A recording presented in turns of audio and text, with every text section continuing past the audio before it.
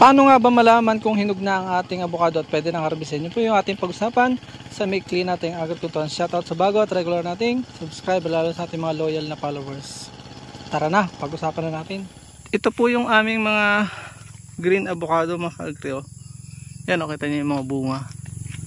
Yan. May ilan pa siya at itidadaling ko sa nanay kong nasa hospital. Makaabot man lang siya makatikim yan. Yan, kita nyo po, may nalalaglag na.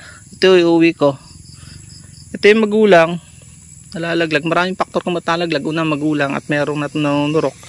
Yan, may mga buto. Ibig sabihin may nalaglag na, nabulok. So yan, may dalawang butong na pwede na sumibol. Ibig sabihin, talagang matured na siya. Mahigit sa 5 na yung nalaglag. Kaya lang, hindi ko siya pitasin dahil nga, dadalhin ko siya sa Sabado sa hospital para makatikip yung aking nanay. Lalaglagin ko na lang, hindi ko na siya. Ang pamimitas po niyan ay talagang sinisiho dahil pag nalaglag yan, nagkaroon ng pasa, reject. Minsan hindi nila nalalaman ng mamimili, pero pag laglag, ibenta mo na siya ng hilaw.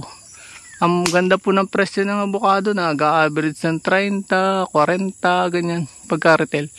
Pag pakyawan ay 20. So malaking income din po sa magsasaka. Malawak lang yung kanyang canopy, kaya madalang yung nagtatanim niyan. So yun po. Naway may natutunan kayo. Minsan sinisiho yan, minsan ay binabalanan. Ito ay green variety. Green pa lang ay hinog na. Yung meron kaming yung malagkit. Meron kami yung maganda talaga yung pula. So ito po yung green variety. Napakakapal, napakalinamnam din ng laman nito. Nawala na yung original namin. So yun lang. Naway may natutunan kayo. Maikli lang ang ating mga video. Maraming salamat. Bye bye and God bless. Ang last sign po na ang avocado ay matured na, sayang to, pumutok nung pagkabagsak, pero pwede pa siyang kainin. Ay pakinig nyo, kumakalog siya.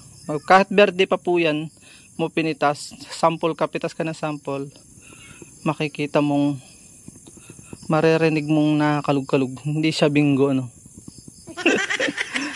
bingo.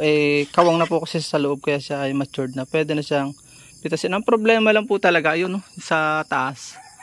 Mataas siya, tapos hindi sabay-sabay ang bunga. Kaya kailangan may dual testing ka. Doon sa per batch, yun po ang kailangan wisdom doon. Kailangan hindi sabay-sabay ang pag-harvest. Yung salupsupan, simultaneous, sunod-sunod ang interval. Yun lang po. Baka mapahaba tayo. Paalam na po muli. Dalawang paalam na ito. God bless po sa lahat.